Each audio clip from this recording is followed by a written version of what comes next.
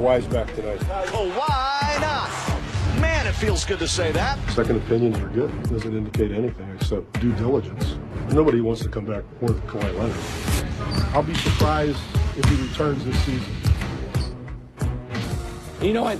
Kawhi Leonard did not return that season. Missed the first 27 games this past season, recovering from a quad injury suffered in the 2017 Conference Finals. He returned for an 8-game stretch before missing another 3 with a partial tear in his left shoulder. After one game against Detroit, the team announced in mid-January that Kawhi was out indefinitely as he continued to recover from the quad injury. His anticipated return never materialized, just didn't happen, even after Kawhi said in March he would return soon.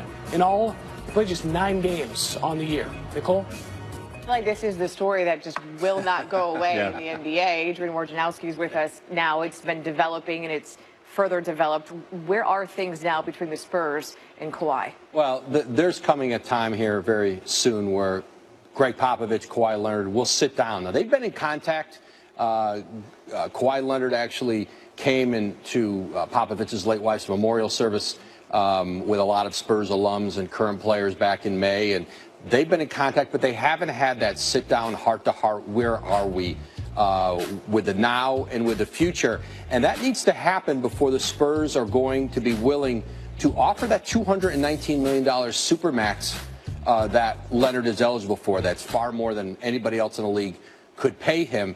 And that's where these talks will begin, because until the Spurs offer that, his future remains up in the air in San Antonio. This sort of divide that we now know that's going on between Kawhi and Pop, is this something that just happened since the injury, or is this something that's been there all along and we just never heard about it before? No, it was the injury and Leonard's camp's belief that there was a misdiagnosis on a knee injury back a year ago.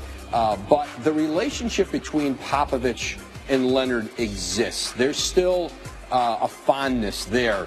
But the Spurs, before the Spurs, and the way the Spurs do business, and their DNA tells you that they're going to have to see, A, that he's healthy and wants to play, doesn't want to just get the money because they can pay him more than anybody else. They're going to want to know that he wants to be there, that he's not just looking to get that contract because it just outpays what anyone else can.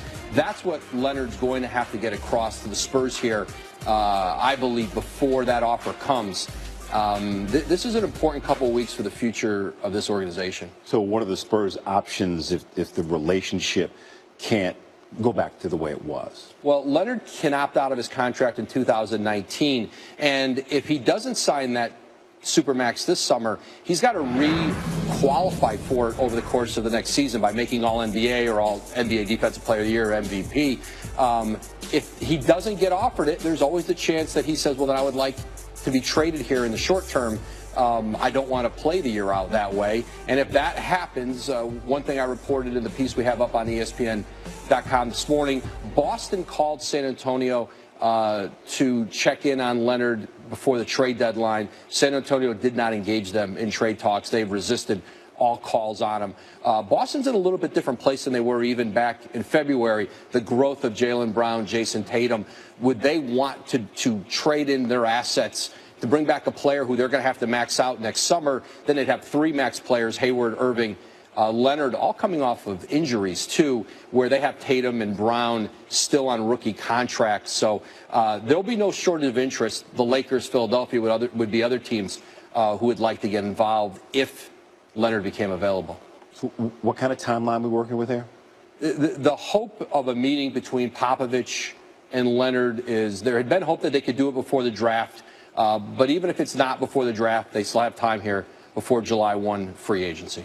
Again, it's the developing story that keeps developing. Woj thinks it is sort of easy to forget just how dominant Kawhi has been given his absence. He did finish top 3 in MVP voting back-to-back years. He's also one of 3 players in NBA history to win a Finals MVP and the Defensive Player of the Year award.